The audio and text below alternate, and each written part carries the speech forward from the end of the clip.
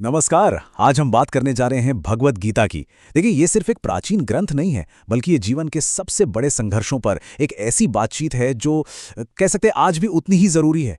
ये कहानी है एक योद्धा की जो युद्ध के मैदान में अपने सबसे मुश्किल सवालों से जूझ रहा है।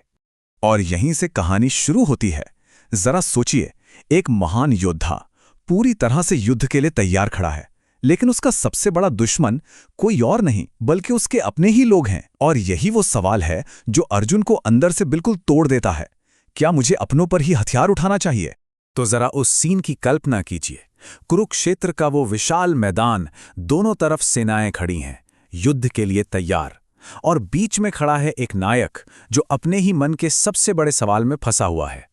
उसका दिल कह रहा है कि ये युद्ध तो पाप है, लेकिन उसका फर्ज, उसकी ड्यूटी, वो कहती है कि उसे लड़ना ही होगा। क्या कश्मकश है। तो सबसे पहले इसी को समझते हैं। आखिर वो क्या समस्या थी जिसने इस पूरी बातचीत को जन्म दिया? ये था अर्जुन का विषाद, उनकी वो गहरी निराशा जिसने उन्हें पूरी तरह से, कह सकते हैं, शक्तिहीन कर दिया था। देखिए, अर्जुन का संघर्ष सिर्फ उस बाहरी युद्ध को लेकर नहीं था। ये तो असल में 3 स्तरों पर एक गहरी लड़ाई थी जो उनके अंदर चल रही थी। पहला था शारीरिक संघर्ष, मतलब अपनों के खिलाफ ही लड़ना। दूसरा था मानसिक, जहां उनके दिमाग में सही और गलत की जंग छिड़ी हुई थी। और तीसरा, जो शायद सबसे बड़ा था, वो था आध्यात्मिक। आखिर मैं हूं कौन, एक योद्धा या कोई और? तो अर्जुन की इस जबरदस्त उलझन का हल क्या है? अब बढ़ते हैं उस रास्ते की ओर जो श्री कृष्ण दिखाते हैं। तो कृष्ण की सबसे पहली और सबसे जरूरी बात क्या थी? शरीर और आत्मा का फर्क। वो एक बहुत ही कमाल का उदाहरण देते हैं। कहते हैं कि ये जो हमारा शरीर है ना, ये तो बस कपड़ों की तरह है जो हम बदलते रहते हैं। लेकिन आत्मा जो इन कपड़ों को पहनती है, वो कभी नहीं मरती, वो अमर है, हमेशा रहती है। और यहीं से निकलकर आता है गीता का सबसे बड़ा आइडिया, कर्मयोग। अब इसका मतलब क्या है? बहुत सिंपल है। अपना काम करो, लेकिन उसके नतीजे से मत जुड़ो। जरा सोचिए, आज की दुनिया में हम नतीजों को लेकर कितनी टेंशन लेते हैं ना। कर्मयोग कहता है कि अगर हमारा पूरा ध्यान सिर्फ काम की क्वालिटी पर हो, तो फिर जीत हो या हार, उसका बोझ हमारे मन पर हावी ही नहीं होगा। तो पहले खुद को समझा, और अब यह बातचीत और भी गहरी होती है। अब बात आती है परम सत्य के स्वरूप को समझने की। मतलब वो शक्ति जो इस पूरे ब्रह्मांड को, इस पूरे यूनिवर्स को चला रही है। अब अर्जुन को सच्चाई का असली रूप दिखाने के लिए श्री कृष्ण कुछ ऐसा करते हैं जो वाकई इंसानी सोच से बहुत परे हैं। वो दिखाते हैं अपना विराट स्वरूप, अपना यूनिवर्सल फॉर्म। तो सवाल यही उठता है कि भाई, अर्जुन ने आखिर ऐसा क्या देख लिया कि उनकी पूरी दुनिया ही बदल गई? अर्जुन ने जो देखा वो सच में हैरान करने वाला था। सोचिए, उन्होंने एक ही रूप में पूरा का पूरा ब्रह्मांड देख लिया। सारे देवी देवता, हजारों हाथ, हजारों चेहरे, और चमक ऐसी मानो हजारों सूरज एक साथ निकल आए हों। उन्होंने सृष्टि और विनाश, मतलब क्रिएशन और डिस्ट्रक्शन, दोनों को एक साथ होते हुए देखा। ये एक ऐसा नज़ारा था जो एक ही समय में डरावना भी था और लाजवाब भी।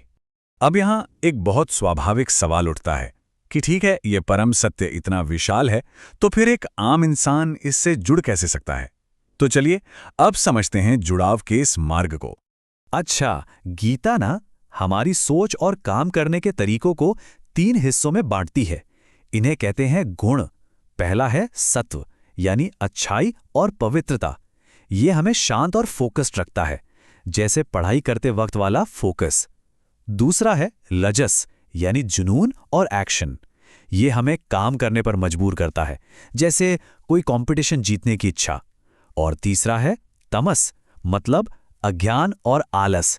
ये हमें भ्रमित करता है, जैसे सुबह अलार्म बंद करके वापस सो जाना। हम सब इन तीनों के बीच ही झूलते रहते हैं।